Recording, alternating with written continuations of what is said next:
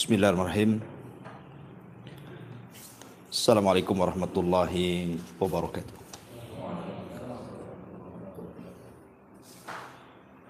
Alhamdulillah wassalatu wassalamu ala rasulillah wa ala alihi wa sahbihi wa mawalah wa la hawla wa la quwata illa billahi wa ba'du. Alhamdulillah, segala puja dan puji hanya milik Allah subhanahu wa ta'ala. Salawat serta salam kita hadiahkan kepada Rasul kita Nabi besar Muhammad sallallahu alaihi wasallam. Baik, kita lanjutkan kajian kita. Masih membahas tafsir dari surah Al-A'la dan kita masuk pada ayat kedua dan seterusnya. A'udzubillahi minasyaitonirrajim. Bismillahirrahmanirrahim. Sabbihisma rabbikal a'la alladzi khalaqa fasawwa walladzi qaddara fahada walladzi akhrajal mar'a faja'alahu ghutsa'an ahwa. Sucikanlah nama Tuhanmu yang maha tinggi, yang menciptakan lalu menyempurnakan ciptaannya, yang menentukan kadar masing-masing dan memberikan petunjuknya, yang menumbuhkan rerumputan lalu dijadikannya rerumputan itu kering sehingga menjadi kehitam-hitaman. Taib. Di sini Allah Subhanahu wa taala setelah menyebutkan ayat pertama seruan untuk mensucikan nama Tuhannya yang maha tinggi, maka Allah katakan alladzi khalaqa fasawwa. Dialah yang khalaqa menciptakan segala sesuatu, fasawwa dan menyempurnakan ciptaannya. Kalimat khalaqa fasawwa ini selalu diulang-ulang. Allah Subhanahu wa taala kalau menyebut khalaqa menciptakan, maka kalimat setelahnya biasanya fasawwa menyempurnakan. Contoh umpamanya Allah Subhanahu wa taala mengatakan inni khaliqun basharan minatin fa idza sawaituhu wa nafakhtu fihi min ruhi faqa'u lahu sajidin. Sesungguhnya aku menciptakan manusia dari tanah, maksudnya Adam. Maka apabila aku menyempurnakannya, maka aku tiupkan ruhku kepadanya, maka bersegeralah kalian wahai para malaikat sujud kepada Adam. Di sini Allah katakan inni khaliq, saya menciptakan. Setelah itu Allah katakan sawaituhu, dan aku menyempurnakannya. Ataupun dalam surah Al-Kahfi ayat 37 Allah mengatakan akafarta billadzi khalaqaka min turabin thumma min nutfatin thumma sawwaka rajula. Apakah engkau akan kufur dengan zat yang telah menciptakan kamu dari tanah, kemudian dari setetes sperma, thumma sawwaka, kemudian Allah sempurnakan dirimu menjadi manusia. Di sini ada kalimat khalaqaka, setelahnya sawwaka. Sama juga di sini alladzi khalaqa fasawwa. Lalu apa makna khalaqa fasawwa? Qaddara fahada. Ini yang kita akan bahas sedikit di malam hari ini. Ma'asyiral muslimin yang dimuliakan Allah Subhanahu wa taala. Di dalam surah Al-Hasyr ayat 24, Allah Subhanahu wa taala berfirman, "Huwallahul khaliqu al-bari'u al-musawwiru lahul asmaul husna." Dialah Allah Al-Khaliq yang menciptakan. Al-Bari menyelesaikan ciptaannya, Al-Musawwir yang membentuk. Artinya 3 nama Allah Subhanahu wa taala ini proses pembuatan manusia dalam janin. Al-Khaliq, Al-Bari, Al-Musawwir.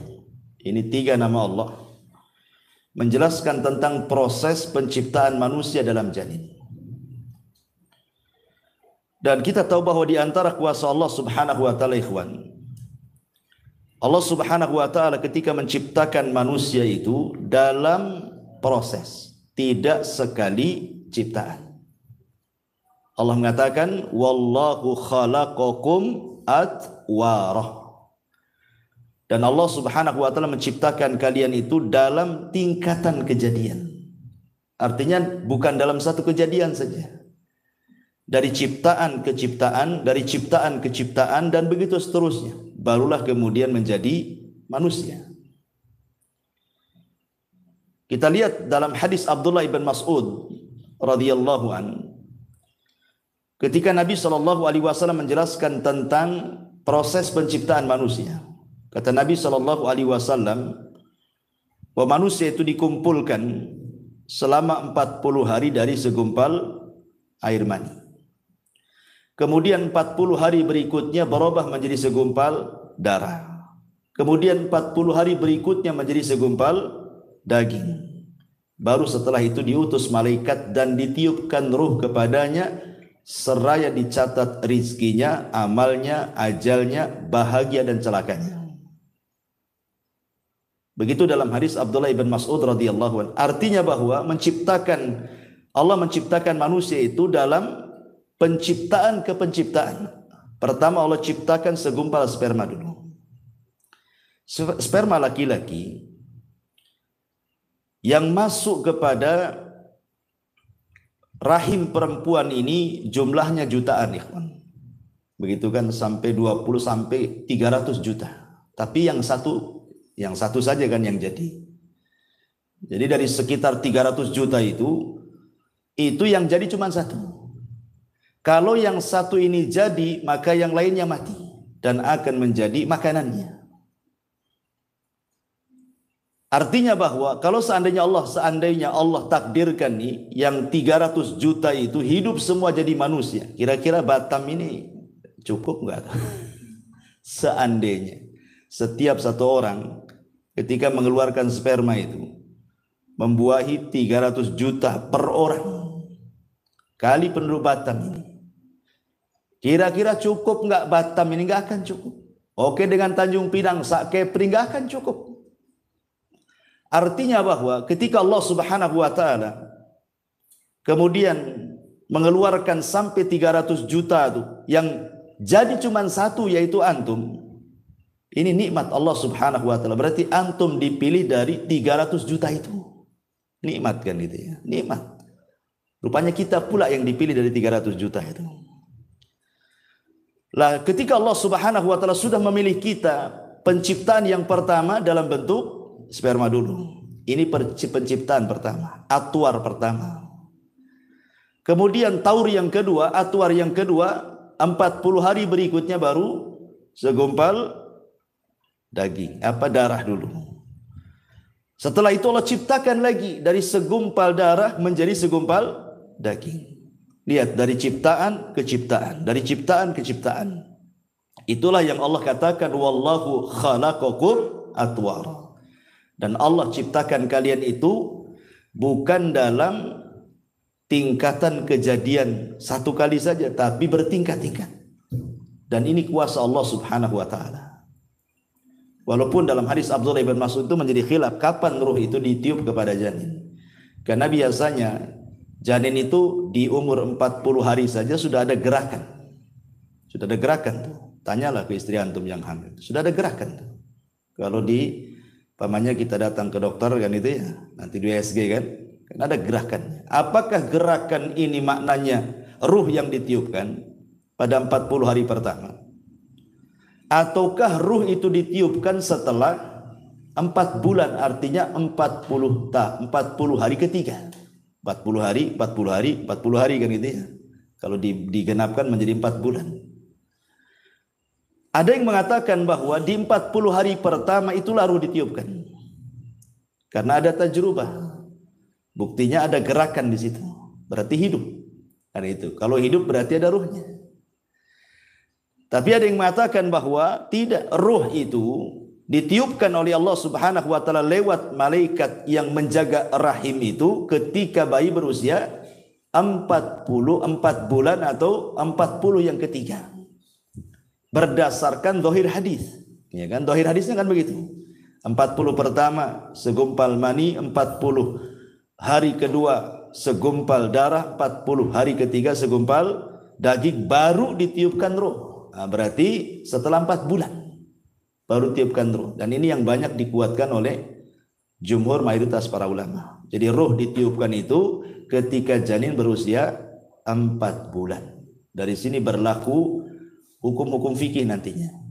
Ya, seperti umpamanya kalau kegugurannya sebelum 4 bulan berarti bukan keguguran manusia.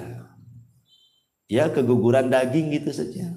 Tidak perlu dimandikan, tidak perlu dikafankan, tidak perlu disolatkan, tidak pula dikuburkan di kuburan kaum muslimin karena belum jadi orang.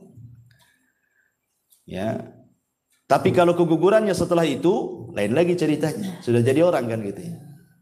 Termasuk juga darah yang keluar. Kalau wanita keguguran di bawah 4 bulan berarti darahnya bukan darah haid. Dia masih harus sholat. Ya, harus sholat. Itu dianggap istihadah. Tapi kalau kegugurannya setelah 4 bulan berarti kalau keluar darah itu dianggap nifas. Ya, berarti dilarang sholat. Nah, jadi harus dibedakan tuh. Terlahir hukum-hukum fikihnya. Itu kita tidak bahas. Ya. Intinya bahwa di sini Allah Subhanahu wa taala berfirman, wallahu khalaqakum atwara. Dialah Allah yang menciptakan kalian dalam tingkatan-tingkatan kejadian. Dari segumpal sperma menjadi segumpal darah, dari segumpal darah menjadi segumpal daging, barulah terbentuk manusia. Itulah musawwir namanya. Allah membentuk. Ada kepalanya, ada kakinya, ada tangannya. Baru setelah selesai dari penciptaan sempurnalah bentuk manusia. Itulah makna al-bari. Ya, bari itu kalau ada dalam bahasa Arab, kalau orang sakit kemudian sembuh, itu disebut bari'ah. Dia telah sembuh. Gitu ya. Artinya kalau dalam penciptaan berarti sudah selesai penciptaannya. Sudah terbentuk manusia. Makanya 3 nama Allah ini, Al-Khaliqul Bari'ul Musawwir, ini kejadiannya semua di alam rahim. Baru kemudian setelah keluar ke alam dunia, inilah yang disebut dengan fasau taswiyah namanya. Allah katakan di sini alladzi khalaqa fasawwah. Nah, baru kemudian terjadi taswiyah, penyempurnaan. Apa yang dimaksud taswiyah di sini, ikhwan? Ini kan arti secara bahasa saja, taswiyah gitu ya. Di sini diartikan lalu menyempurnakan ciptaannya. Lalu apa makna sawwa di sini atau taswiyah di sini? Untuk memudahkan sebuah definisi, saya akan buatkan contoh saja biar antum paham. Kalau antum punya mobil, antum bangun rumah, antum punya mobil, otomatis mobil itu harus ada garasinya. Kemudian antum buat garasi lebih kecil dibandingkan mobilnya. Kemudian mobilnya antum paksa ke garasi, hancur nggak rumah? Hancur. Berarti garasi itu tidak taswiyah namanya, tidak seimbang dengan mobilnya. Harusnya kalau buat garasi kan harus lebih besar dibandingkan mobilnya. Mobilnya masuk, itulah baru taswiyah. Ya. Jadi para ulama mengatakan, jadi makna taswiyah itu ayyakuna syai' ala qadri hajatihi. Hendaklah sesuatu itu direncanakan sesuai dengan hajat kebutuhannya. Itu disebut taswiyah. Jadi kalau seandainya memasukkan, antum buat pintu rumah untuk antum masuk, enggak mungkin lah pintu itu lebih kecil dibandingkan orangnya kan, itu harus lebih besar. Ketika kemudian pintu itu sudah pas dengan badan kita, dilonggarkan sedikit, berarti pintu itu sudah taswiyah dalam bahasa Arab, sudah sawah, sudah sempurna, orang bisa masuk keluar. Lah manusia ketika keluar dari janin itu, ikhwan, lihat bagaimana Allah Subhanahu wa taala menyempurnakan ciptaannya. Kita lihat bagaimana Allah Subhanahu wa taala samakan antara kedua tangan si bayi itu. Sama antara tangan kiri dengan tangan kanan. Panjangnya sama, jumlah jarinya sama. Tidak ada yang beda. Kemudian kakinya juga sama kan itu. Jumlah kakinya 2, panjangnya 2, jarinya juga sama, kukunya pun sama. Itu disebut taswiyah namanya, penyempurnaan. Begitu juga kedua matanya. Maksudnya kita bicara bayi sehat ya. Jangan pula bicara tentang bayi sakit ya. Bayi cacat itu kan keluar daripada keumuman bayi, karena umumnya bayi keluar sehat. Kedua matanya sama, kedua bahunya sama, tidak singsul sebelah gitu ya. Dan begitu seterusnya. Itu makna daripada sawwah namanya ya. Alladzi khalaqa fasawwah. Allah seimbangkan. Allah seimbangkan dengan hajatnya manusia tuh. Ma'asyiral muslimin yang dimuliakan Allah Azza wa Jalla. Baik kita rinci coba. Allah mengatakan dalam Al-Quran, wa fi anfusikum afala tubsirun. Dalam diri kalian itu ada tanda-tanda kuasa Allah dalam bentuk taswiyah Allah ketika menciptakan manusia. Allah buat sempurna, seimbang manusia itu untuk kemaslahatan kita semuanya. Kita lihat saja. Mungkin Pak Jul ya orang kesehatan kan paham.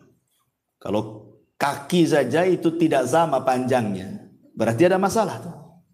Ya, maka harus dikeretak abal-abal apa namanya, supaya sama kan. Kalau tidak sama kan berarti badan ini ada masalah. Ya ada masalah. Kalau tidak sama panjangnya itu ada masalah dengan badan dia. Kenapa? Karena Allah menciptakan manusia itu taswiyah. Kalau ada panjang sedikit, masalah tuh dengan badan dia. Karena Allah tidak menciptakan seperti itu. Berarti orang ini harus dibenerin tuh.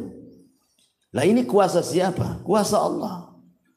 Allah Subhanahu wa taala menciptakan manusia itu dalam kondisi betul-betul sehat. Dialah yang membuat sakit. Tapi ketika Allah menciptakan manusia tidak seperti itu, semua sama. Dan itu kuasa Allah Subhanahu wa taala.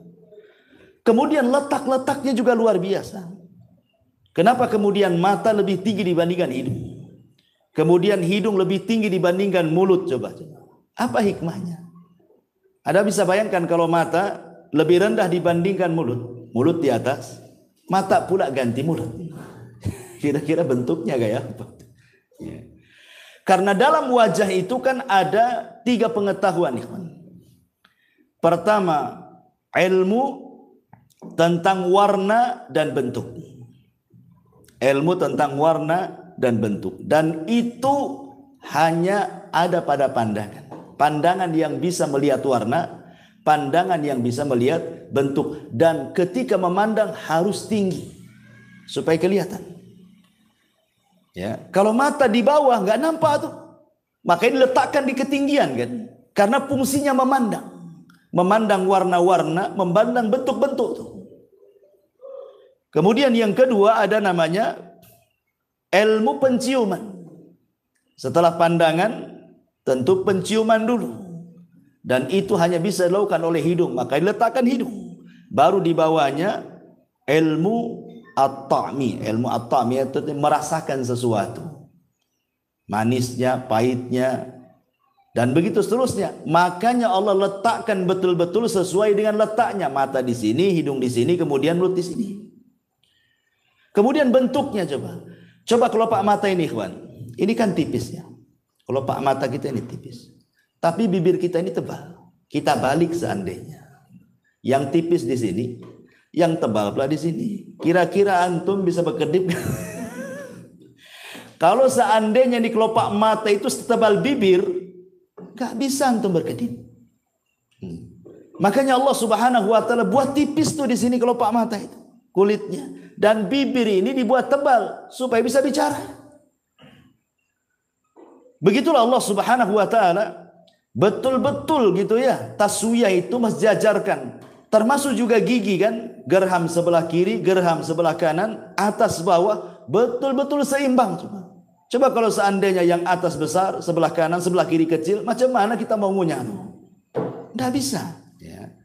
Jadi ini kuasa semua, kuasa Allah Subhanahu wa taala yang memang Allah Subhanahu wa taala sudah buat sedemikian rupa. Makanya Allah mengatakan laqad khalaqnal insana fi ahsani taqwim. Sungguh manusia itu dibentuk dengan sedemikian rupa. Ya, luar biasa. Seperti namanya, kenapa tangan ini agak kering, basahnya sedikit gitu ya. Kaki lebih kering lagi, basahnya lebih sedikit lagi. Tapi kalau muka biasanya kan berminyak, basahnya lebih banyak kan itu ya. Nah, ini kan juga ada rahasianya. Karena memang kaki ini tempat berpijak. Ya otomatis juga harus ada minyak-minyak sedikit lah berkilo-kilo kan gitu. Jadi memang sudah diatur oleh Allah Subhanahu wa taala. Ini baru yang zahir ya dalam badan kita saja. Sudah sedemikian rupa ciptaan Allah Subhanahu wa taala, Allah letakkan luar biasa. Ya, telinga juga tidak besar separuh, ya sama seimbang. Mendengarnya pun subhanallah. Ketika kita mendengar loh, telinga kanan, telinga kiri, jangan cerita telinga sakit ya, telinga sehat ya. Itu sama saja. Tidak mungkin orang memanggil gitu ya, kata kanan itu manggil mau ngasih duit gitu ya. Kata telinga bukan, itu debt collector. Tidak mungkin juga kan. Artinya kan tidak mungkin berselisih pandangan itu. Pandangan mata juga nggak berselisih. Tetapi dalam anggota badan tidak semua harus berpasangan. Seperti hati kan sendiri dia. Hati itu sendiri. Kenapa? Karena hati itu adalah raja. Dalam anggota badan kita itu harus ada rajanya. Hati kita itulah rajanya. Sebab kalau seandainya hati ada dua, masalah. Ya, kata hati pertama, langkahkan kaki kiri. Kata hati yang kedua, mundurkan kaki kanan. Kapan mau maju kan? Yang satu minta mundur, yang satu minta maju kan tidak bisa juga. Begitulah Allah Subhanahu wa taala letakkan setiap manusia itu ada pimpinannya. Hati kita itulah. Makanya Imam Abdul Qayyim mengatakan, al-qalbu kal malik. Oh, hati itu seperti raja. Anggota badan ini hanya ngikut saja. Ma'asyiral muslimin yang dimuliakan Allah Subhanahu wa taala. Kemudian Allah mengatakan di sini alladzi khalaqa fasawwa. Dialah yang telah menciptakan dan menyempurnakan ciptaannya. Kemudian Allah mengatakan walladzi qaddara fahada. Apa makna qaddara fahada? Di sini diartikan yang menentukan kadar masing-masing dan memberikan petunjuk. Ada yang mengatakan bahwa walladzi qaddara, setelah Allah Subhanahu wa taala mengatakan khalaqa, menciptakan manusia di perut ibu kita, kemudian menyempurnakannya. Kemudian Allah Subhanahu wa taala qaddar. Qaddar itu artinya qaddara makhrajal khuruj. Qaddara makhrajal khuruj. Jadi Allah Subhanahu wa taala takdirkan bahwa janin ini sudah diletakkan di mana dia letak, keluar dari rahim seorang ibu. Allah tidak keluarkan dari mulut seorang wanita. Allah juga tidak mengeluarkan dia dari lubang duburnya. Tapi Allah Subhanahu wa taala sudah mentakdirkan dia memang harus keluar dari situ. Ya, dari kubulnya. Dan itu maknanya qaddar. Kemudian fahada, setelah itu kemudian Allah berikan petunjuk untuk kehidupannya. Dia pun kemudian langsung mencari makanannya dari susu ibunya. Itu namanya qaddar fahada dalam satu penafsiran. Ada juga yang mengatakan bahwa qadar di sini artinya qaddara rizqahu. Jadi setiap manusia itu sudah ditakdirkan rizkinya. Kemudian fahada, Allah kasih petunjuk bagaimana cara mencarinya. Dan ini penting ikhwan. Manusia ketika mencari rizki itu ada yang ekstrim kanan, ada yang ekstrim kiri. Yang ekstrim kanan, mereka menghabiskan semua waktunya hanya untuk mencari dunia, cari rezeki saja. Otaknya itu duit saja. Itu yang pertama. Sehingga dia melupakan bahwa rizki itu sudah dicatat. Sehebat apapun Anda mencari rizki, tetap saja yang Anda dapatkan itu cuma seperti itu. Kan sudah ditentukan rizkinya. Nggak mungkin bertambah, ya nggak mungkin berkurang. Artinya bahwa kalau kita paham bahwa rizki itu tidak mungkin bertambah, tidak mungkin berkurang, lah ngapain ngoyo-ngoyo gitu maksudnya. Pikiran kita ke uang terus gitu ya, malam siang seolah-olah tidak ada waktu kecuali duit saja. Padahal yang didapati pun sesuai dengan yang dicatat Allah saja. Ini ekstrim ini. Betul-betul dia hatinya hanya dunia saja. Dia tidak paham bahwa rizkinya sudah dicatat. Yang kedua pula ekstrim kiri ini, sama sekali dia bersandar kepada apa yang dicatat. Kan Allah sudah takdirkan rezeki saya, duduk sajalah saya di rumah. Nah, ini ekstrim. Yang lain lagi, dahulu ada dua orang bersaudara. Yang satu pula rajin kerja, yang satu pula malas kerja. Jadi yang rajin kerja ini mengatakan, "Kom, berdiri. Kalau engkau ingin makan, cari, berusaha, cari rezeki Allah Subhanahu wa taala." Kemudian kata saudaranya, "Tidak. Aku yakin rizkiku sudah dicatat walaupun aku duduk di rumah." Kemudian saudaranya mengatakan, "Dasar orang gila," katanya. Pergi dia cari rezeki. Saudara yang pergi ini di tengah jalan, rupanya ada kebun orang. Kemudian ada pohon, batangnya pula keluar jalan. Di situ ada buah mangga. Ya. Jatuhlah buah mangga itu. Kemudian diambil dia. Halal apa haram? Ini kan sudah di luar kebun nih, udah ke jalan kan itu. Intinya diambil lah, jangan cerita halal dulu, haram dulu. Diambil. Kemudian ketika mau dimakan, teringat pula saudaranya. Dasar orang gila katanya. Ya. Akhirnya dia terpikir, balik lagi dia. Kemudian dilempar mangga itu, makan. Tapi setelah itu berdiri cari kau uang supaya kau bisa makan. Kata dia, tunggu dulu, saya makan dulu. Ini rezeki saya kan. Lihat, aku duduk saja dapat rezeki gitu. Coba, duduk saja dapat rezeki. Lihat bagaimana Allah mencatat orang duduk dapat rezeki kan. Bagaimanapun caranya, walaupun itu dongkol saudaranya, tapi itu rezeki dia sudah dicatat bahwa mangga itu milik dia. Walaupun caranya salah, tapi itu memang rezekinya sudah dicatat, dia makan mangga di situ. Artinya bahwa sehebat apapun manusia mengejar rezeki itu, maka rezeki akan segitu-gitu saja. Makanya dulu saya pernah ceritakan tentang kisah siapa? Ali bin Abi Thalib kan. Ketika ada seorang pengemis datang kepada Ali bin Abi Thalib, kemudian Ali menjanjikan akan diberikan beberapa dirham. Lupa pula Ali itu naruh uang di mana dia letakkan dirham-dirham itu. Akhirnya kelamaan jengkellah ini pengemis ini. Sebelum pergi mencuri pelana kudanya Ali. Pergi dia. Setelah pergi pencurinya dapat pula dirham-dirham itu. Akhirnya keluar rupanya sudah nggak ada itu yang mengemis itu. Tiba-tiba kemudian pembantunya Ali mengatakan bahwa lizamnya, pelana kudanya hilang dicuri orang. Ali mengatakan ya sudah. Kalau sudah dicuri orang mungkin dia rezekinya. Ambillah uang dirham-dirham itu, kau belilah pelana yang baru ke pasar sana. Mudah-mudahan dapat harga 400. Dikasih uang 400 dirham. Ke pasar dia. Kemudian adalah orang yang jual pelana, ditawar dapat pula 400. Pulang dia.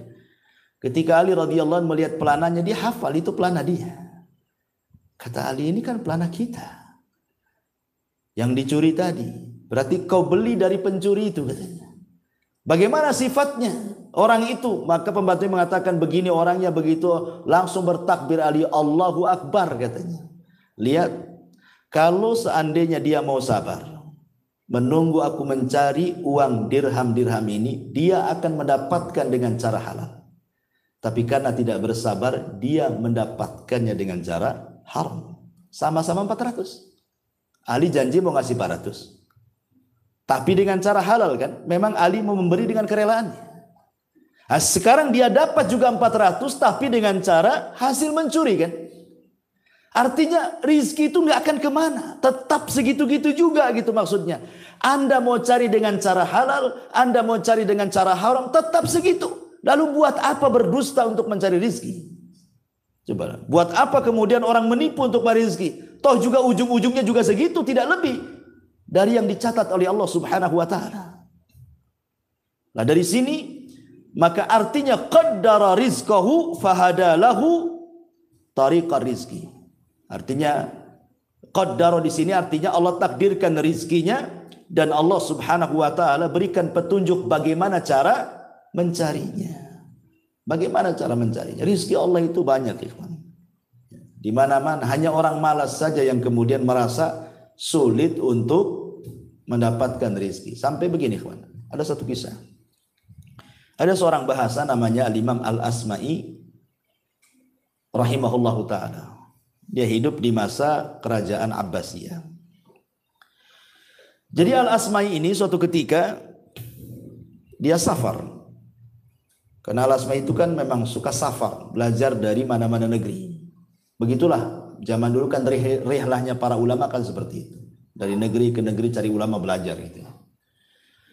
Jadi suatu ketika Al-Asma'i ini ketika berjalan di padang pasir, jumpa pula dengan Arab Badui. Arab Badui, orang bodoh. Tetapi masih fitrah hatinya.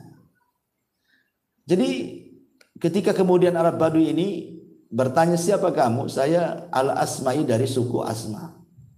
Oh, Anda Al-Asma'i, dari mana kau datang? Dia mengatakan dari negeri yang di situ dibacakan kalam-kalam Allah.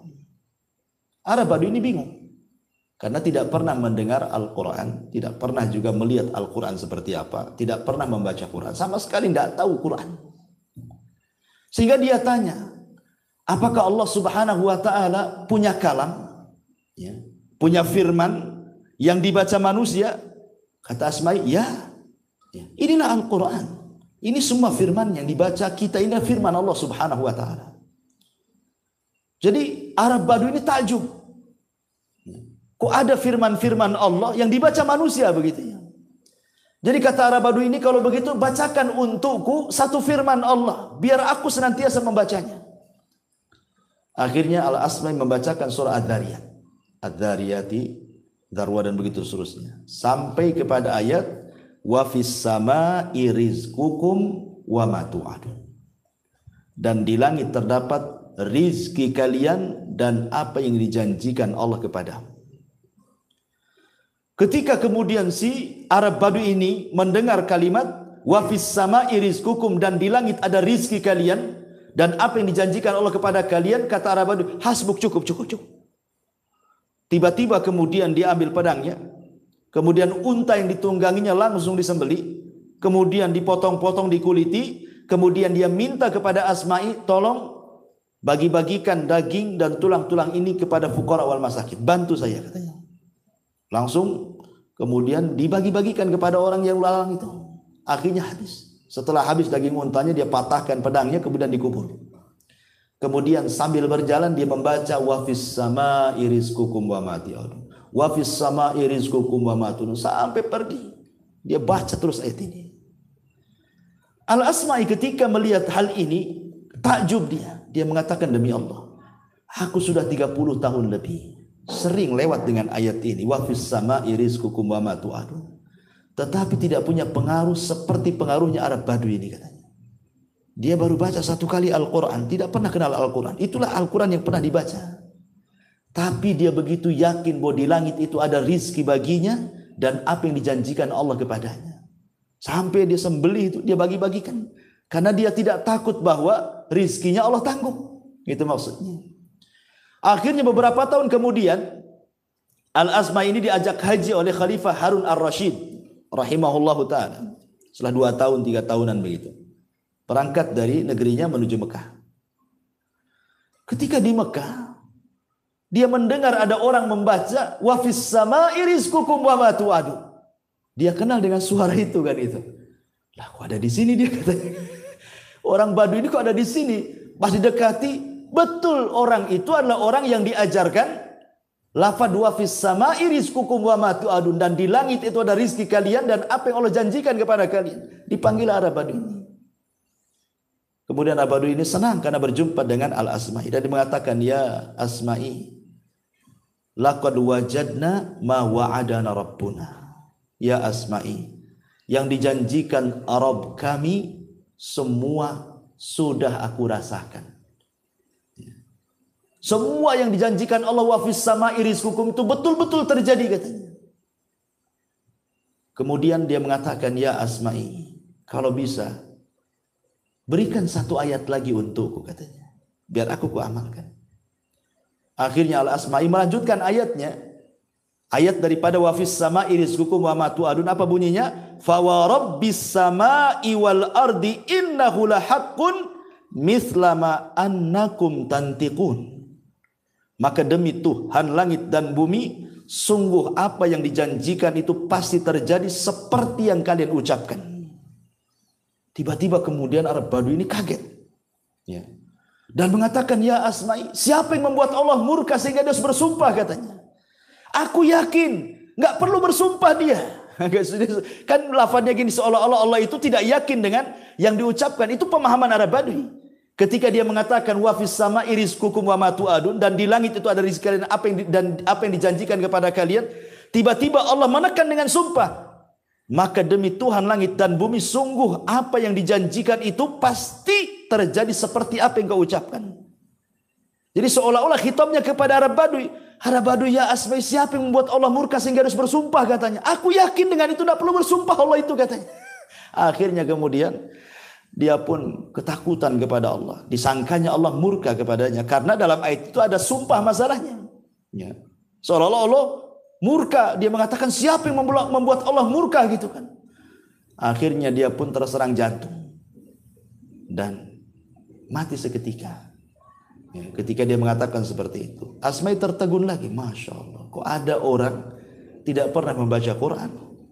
Hanya mendengar sekali bacaan. Tapi pengaruhnya luar biasa. Itu maksudnya.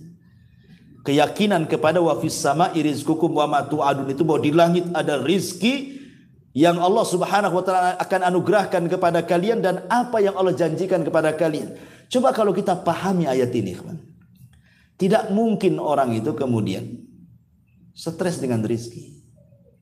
Enggak mungkin stres dengan rizki. Kenapa? Karena qaddara fahada. Allah sudah takdirkan kok rizkinya. Dan maknanya di langit itu ada rizki kalian karena memang Allah Subhanahu wa taala ada di ketinggian di langit. Dialah yang ngasih rizki kepada kita. Dan rizki Allah Subhanahu wa taala itu dulu pernah saya jelaskan ada 2 kan. Ada yang disebut dengan rizkun nazil, ada yang disebut dengan rizkun sha'id namanya ya. Ada rizki yang disebut nazil, rizki yang Allah turunkan kepada kita. Ada yang sifatnya sha'id, rizki Allah itu kita naikkan ke atas langit. Jadi ada yang turun dari langit, ada yang kita naikkan ke langit. Adapun rizki yang turun ya apa yang kita makan, apa yang kita minum, apa yang kita tempati, itu semua rizki yang Allah berikan dari langit.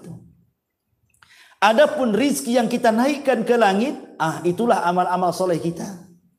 Kalau kita bangun masjid nanti dibangun satu istana di sorga. Kalau kita membaca subhanallah bihamdihi, Allah satu tanam pokok kurma di sorga.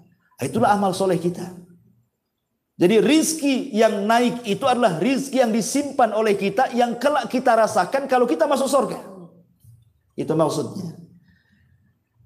Atau lebih senangnya lagi mungkin bahasanya, rizki yang naik itu ada dalam masjid, rizki yang turun dari langit itu ada di luar masjid.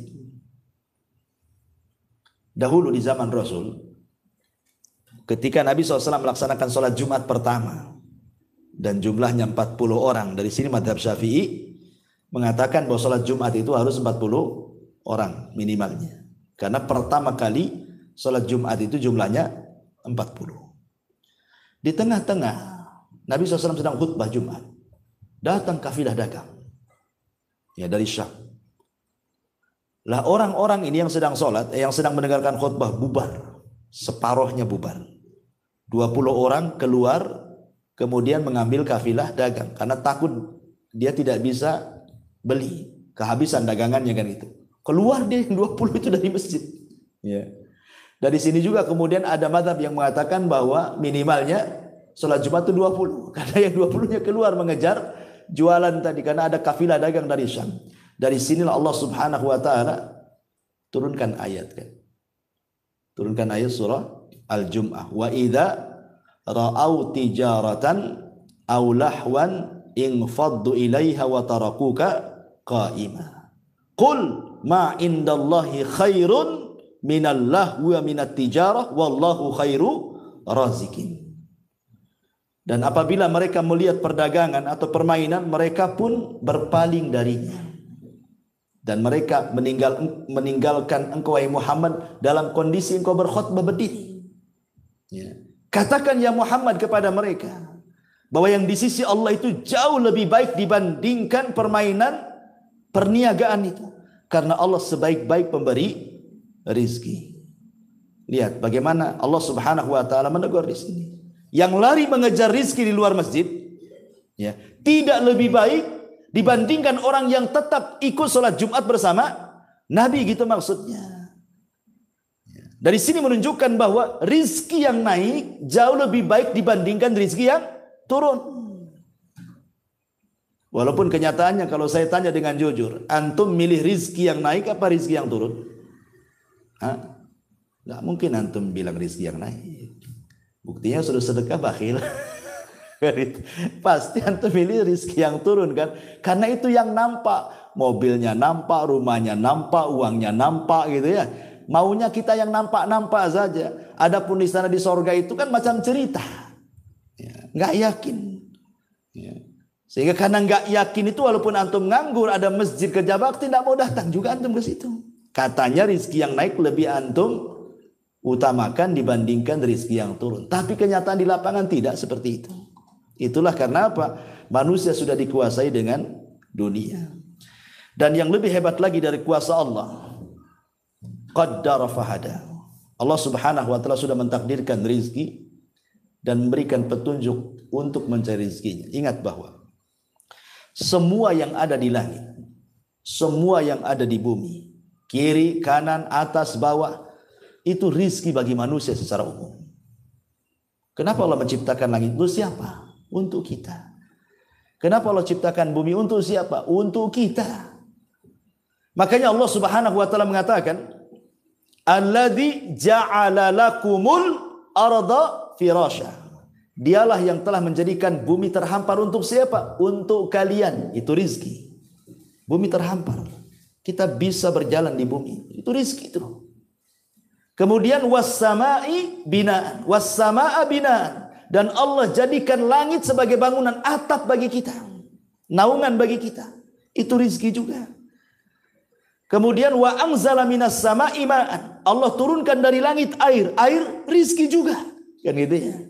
Fa akhraja bihi minats tsamarati, dan Allah keluarkan dari bumi itu buah-buahan. Rizqan lakum, itu semua rizki bagi kalian. Jadi Allah Subhanahu wa ta'ala menciptakan makhluk ini semuanya rizki bagi kita sebenarnya. Kalau seandainya ayam bisa bicara, pasti ayam akan ngomong, aku ini diciptakan untuk kau makan. Kalau seandainya kambing, sapi itu bisa bicara, maka mereka akan mengatakan seperti itu. Aku diciptakan itu untuk kalian makan sebenarnya. Kalau seandainya jeruk, durian, apalah namanya, buah-buahan, rambutannya, kesemaknya, salaknya bisa bicara, pasti mereka akan mengatakan, aku ditumbuhkan Allah untuk kalian makan. Tapi kan mereka tidak bicara. Tapi itu kenyataannya kan seperti itu. Artinya bahwa manusia itu betul-betul dimuliakan oleh Allah Subhanahu wa taala, sampai seisi langit dan bumi itu sebenarnya untuk manusia. Saking mulianya manusia. Luar biasa itu ya. Taib ma'asyiral muslimin yang dimuliakan kembali. Kemudian penafsiran yang berikutnya, qaddara fahada. Allah tentukan rizkinya, kemudian Allah berikan petunjuknya bagaimana cara mencari rizkinya. Terkadang ikhwan, ada makhluk yang Allah ciptakan itu madarat bagi manusia. Contoh, Allah menciptakan tikus, itu madarat bagi manusia. Tapi setelah itu Allah ciptakan kucing, maka tikus menjadi ketakutan dengan kucing kan itu. Jadi saling takut-takutan tuh. Manusia takut sama tikus, tikus pula takut sama kucing. Ya. Artinya bahwa rizki kita diambil tikus. Tikus sendiri rizkinya kucing. Itulah qaddara fahada ya. Kadang-kadang Allah ciptakan ini untuk menjadi rizki ini pula menjadi rizki orang lain. Itu juga makna qaddara fahada. Bahkan yang luar biasa, kita lihat bahwa ada ulatnya. Ulat itu makan dedaunan, tapi kemudian menghasilkan sutra. Ada juga tawon umpamanya, dia makan sembarang dari dedaunan bunga-bunga, tiba-tiba menghasilkan madu. Yang anehnya adalah bahwa tidak ada satu binatang yang bisa menggantikan posisi binatang yang lain. Semut disuruh mengeluarkan sutra tidak bisa, karena itu bukan pekerjaannya. Ya. Antum cari lalat, dikasih gula pun tidak akan keluar madu. Kan gitu ya. Artinya Allah sudah tentukan kadar rizkinya itu. Ya. Bahwa sebuah kaum ditentukan rizkinya dan tidak bisa dipindahkan ke kaum yang lainnya. Tidak bisa.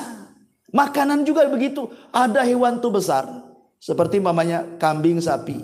Dikasih makan daging dia tak mau. Karena itu bukan rizki dia. Yang maunya dia makan rumput saja. Harimau pula antum kasih rumput yang nggak mau dia. Karena itu bukan rizkinya. Dia maunya daging kan gitu ya. Jadi semua kadar-kadar rizki itu sudah ditentukan oleh Allah. Ini siapa yang menciptakan makhluk dengan beragam rizki itu kalau bukan Allah? Di sini Allah mengatakan alladzi qaddara fahada. Ya. Ma'asyiral muslimin yang dimuliakan Allah Subhanahu wa taala. Ada juga ikhwatu fiddin muliakan Allah Azza wa Jalla. Ada beberapa penyakit yang terkadang Allah takdirkan kepada seorang hamba. Ternyata di balik penyakit itu Allah takdirkan mampu mengobati penyakit yang lainnya. Allah turunkan penyakit, tapi justru penyakit ini dalam rangka untuk membunuh penyakit yang jauh lebih besar sebenarnya. Nah, contohnya apa nih Pak Jul? Contohnya bersin. Itu kan penyakit juga bersin itu. Tapi katanya bisa membersihkan lubang hidung dan kuman-kuman katanya. Yang lebih bahaya dibandingkan bersin itu sendiri. Bahkan sebagian batuk katanya, menurut ahli kesehatan itu, sebagian batuk, tidak semua ya, bukan batuk penyakit. Sebagian batuk itu kan influenza kan penyakit. Tapi rupanya itu pula kemudian untuk membunuh bakteri-bakteri yang ada di paru-paru juga. Yang lebih ganas kalau seandainya terjadi. Ya. Atau mungkin debu lah. Kan kita lihat ada debu itu. Ya. Antum tidak tahu dalam penelitian debu itu. Dia membunuh kuman-kuman di udara. Yang kalau seandainya kuman itu terkena manusia, itu menjadi penyakit yang sangat ganas sekali. Dibunuh oleh debu itu. Jadi begitulah Allah Subhanahu wa taala mengatur takdir-takdir manusia itu. Kadar-kadar manusia itu. Sampai Allah ciptakan penyakit. Bukan dilihat penyakitnya, justru dengan datang penyakit ini justru mengobati penyakit yang lebih besar gitu ya. Ya, karena sudah ditakdirkan dia seperti itu. Qaddara fahada. Ya. Ma'asyiral muslimin yang dimuliakan Allah Subhanahu wa taala. Kemudian di sini Allah Subhanahu wa taala mengatakan, Walladzi qaddara fahada walladzi akhrajal mar'a. Dan yang menumbuhkan rerumputan faja'alahu gutha'an ahwa, lalu dijadikannya rerumputan itu kering kemudian menghitam. Al-mar'a itu artinya rumput yang sudah siap jadi, siap makan. Karena Quran itu membahasakan dengan 3 bahasa, harthun, zar'un, mar'ah gitu ya. Harthun menanam, zar'un kemudian mulai menani, kemudian mar'ah itu sudah tumbuh. Itu bahasa Arabnya seperti itu. Harthun, zar'un, mar'ah. Lah mar'ah ini rerumputan, dedaunan dan yang semacamnya, ada yang memang hasil olah manusia. Seperti manusia tanam padi, tanam sayur gitu ya, bayam, kangkung dan yang semacamnya. Ada yang memang Allah Subhanahu wa taala tumbuhkan tanpa harus tenaga manusia. Dan dua-duanya bisa dimakan. Manusia juga makan rumput, ya bukan jenis rumput yang dimakan kambing tentunya ya. Maksud rumput di sini ya bayam gitu ya. Kangkung itu kan jenis-jenis rumputan juga, mar'ah dalam bahasa Arabnya. Ya. Dan subhanallah, kita lihat bahwa tidak semua binatang juga makan rumput. Tidak semua binatang makan rumput. Ya. Tetapi kebanyakan binatang-binatang yang dimakan manusia, mereka makan rumput. Kambing makan rumput. Ya. Sempat kambing kayak harimau, ikhwan. Apa nggak susah hidupan? Siapa yang mau ternak kambing? Coba sempat kambing atau yang lebih besar sapi makan daging kayak harimau. Nggak ada orang ternak sapi kan. Bagaimana Allah berikan nikmat buat binatang-binatang ternak yang hidup sehari-hari bersama manusia itu. Ada kemiripan makan dengan kita. Ya. Supaya kita mudah. Ya. Mudah makan dagingnya. Sempat dia kayak harimau, nggak ada yang makan daging sapi, ya, antum pun takut dimakan dia, kan itu ya. Bagaimana Allah Subhanahu wa taala memberikan nikmat yang luar biasa. Ya. Ma'asyiral muslimin yang dimuliakan Allah Azza wa Jalla. Kemudian Allah mengatakan, "Walladzi akhrajal mar'a", dialah yang menumbuhkan mar'a. Dialah yang menumbuhkan segala sesuatu itu yang menumbuhkan Allah, ya. Segala sesuatu yang menciptakan Allah. Dia khalaq. Tumbuh itu menumbuhkan karena ada seorang dokter, orang yang sudah titel doktor di Amerika sana. Ya. Kita tahu bahwa dia mau eksperimen soal menetaskan telur di sebuah kotak kemudian dikasih listrik dengan suhu sekian. Ya. Kita tahu bahwa lihat ayam ketika mengerami telur. Ayam ketika mengerami telur kan kadang-kadang dia ngerami. Kadang-kadang dia pergi. Ya. Nanti dibalik tuh sama ayam tuh telur itu. Nggak dalam satu posisi kan. Nanti dibalik. Karena bawah itu biasanya makanan untuk yang di atas. Makanya dibalik-balik. Jadilah dia ayam. Sehingga kemudian sang dokter ini, dia coba kemudian membuat eksperimen. Dibuatlah kotak dengan suhu seperti ayam mengerami telurnya. Suhunya sekian. Dibuat. Dia tidak paham kalau ayam itu membolak-balikan telur. Dia biarin aja seperti itu. Akhirnya sudah lama tak jadi-jadi. Semua busuk telurnya. Semua busuk telurnya. Coba. Siapa yang ngajari ayam mengerami sehingga tidak ada yang mati? Semua netes. Ini dokter belajar. Dia sekolah namanya titelnya dokter. Artinya kan dari SD, SMP, SMA, S1, S2 dokter kan begitu kan. Dia tidak bisa menetaskan telur. Ayam tidak belajar SD, SMP, SMA. Tidak ada. Ya kan? Dokter ini lupa bahwa walladzi qaddara fahada walladzi akhrajal mar'a. Itu dia lupa di situ. Bahwa yang menakdirkan, yang menciptakan, yang menumbuhkan itu Allah. Ya. Makanya ayam tidak belajar pun bisa dia menetaskan anak-anaknya. Walaupun dia tidak punya ilmu menurut ilmu manusia. Nah, itu yang harus dipahami. Bahwa walladzi akhrajal mar'a, yang dialah Allah yang mengeluarkan, yang menumbuhkan, yang menciptakan tumbuh-tumbuhan, rerumputan dan segala jenis pepohonan yang ada di bumi. Kita harus pahami dan sebagai bentuk tauhid rububiyah kita kepada Allah Azza wa Jalla. Faja'alahu gutha'an ahwa, lalu dijadikannya rumput-rumput itu kering kehitam-hitaman. Maknanya kita disuruh belajar kepada rerumputan. Bahwa manusia itu kurang lebih dengan rerumputan, dengan padi juga. Awalnya lemah dan diakhiri dengan kelemahan, gitu maksudnya ya. Lihat, padi itu lemah ketika kecil, diinjak mati. Tapi kalau sudah besar, sudah berbuah kan gitu kan. Walaupun diinjak agak mereng begitu, tetap saja dia tumbuh ke sana. Cuma nggak tegak saja kan itu, agak kuat ya. Tapi nanti kalau sudah panen, mulai menguning, kemudian menghitam, sudah rapuh, diterpa angin, terbang semuanya. Begitulah manusia. Diciptakan dalam posisi lemah, diakhiri dengan lemah. Tapi lemah pertama dicintai, lemah kedua dibenci. Kan itu ya. Kalau masih bayi lemah, orang diciumnya, digendongnya gitu ya. Dinyanyiinnya. Coba kalau sudah tua lemahnya, yang ada didoakan kapan matinya kan. Itu sama-sama lemah tapi beda pelakuannya tuh. Ya. Intinya di sini bahwa di sini ada pelajaran faja'alahu ghutsa'an ahwa, bahwa kehidupan rerumputan juga dijadikan pelajaran bahwa semua makhluk itu ada batas umurnya. Semua makhluk ada batas umurnya, apalagi manusia. Nabi SAW mengatakan a'maru ummati baina sittina wa sab'in, bahwa umur usia umatku itu antara 60 sampai 70 tahun saja, sedikit yang melewati itu. Wallahu a'lam bishawab. Ini saja yang bisa sampaikan karena ada tamu juga ini.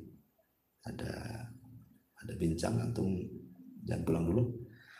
Tapi subhanallah bihamdika asyhadu an la ilaha illa anta astaghfiruka wa atubu ilaik. Allah taala. Assalamualaikum warahmatullahi wabarakatuh.